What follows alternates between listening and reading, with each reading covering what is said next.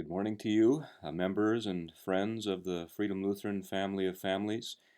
Uh, if you watched the sermon video from last Sunday, you'll remember that I commented with the thought that the Lord is going to use this whole coronavirus pandemic to bring people to Himself.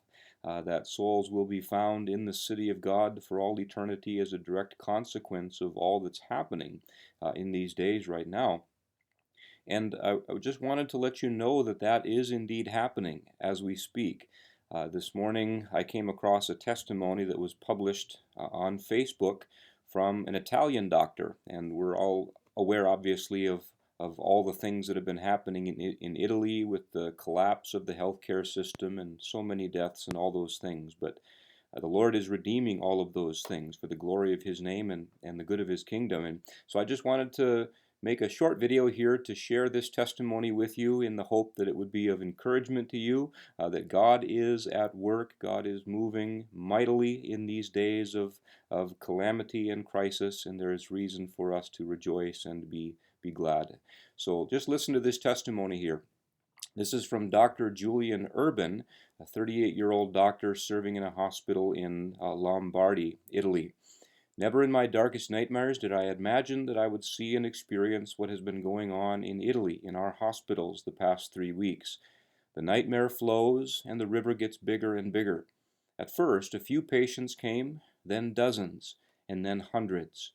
Now we are no longer doctors, but sorters who decide who should live and who should be sent home to die, though all these patients paid Italian health taxes throughout their lives. Until 2 weeks ago, my colleagues and I were atheists. It was normal because we are doctors. We learned that science excludes the presence of God. I laughed at my parents going to church. 9 days ago, a 75-year-old pastor was admitted into the hospital. He was a kind man. He had serious breathing problems. He had a Bible with him and impressed us by how he read it to the dying as he held their hand. We doctors were all tired, discouraged, psychologically and physically finished. When we had time, we listened to him. We have reached our limits. We can do no more. People are dying every day. We are exhausted. We have 2 colleagues who have died and others that have been infected. We realized that we needed to start asking God for help. We do this when we have a few free minutes. When we talk to each other, we cannot believe that, though we were once fierce atheists, we are now daily in search of peace, asking the Lord to help us continue so that we can take care of the sick. Yesterday, the 75-year-old pastor died. Despite having had over 120 deaths here in 3 weeks, we were destroyed. He had managed, despite his condition and our difficulties, to bring us a peace that we no longer had hoped to find. The pastor went to the Lord, and soon we will follow him if matters continue like this. I haven't been home for 6 days. I don't know when I ate last. I realize my worthlessness on this earth. I want to use my last breath to help others.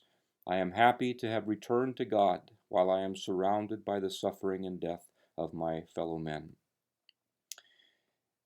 Certainly don't want to find any fault with the testimony in terms of what is said and what isn't said, and the recognition that this is a person who would be a brand new citizen of the kingdom of grace, but it simply underscores again how the Lord is working by His Spirit through His Word in these days of sickness and disaster and calamity and fear, to draw souls to Himself. And so God be praised for that reality, and let us pray that it would continue in all corners of the world as this fight continues. God bless you all.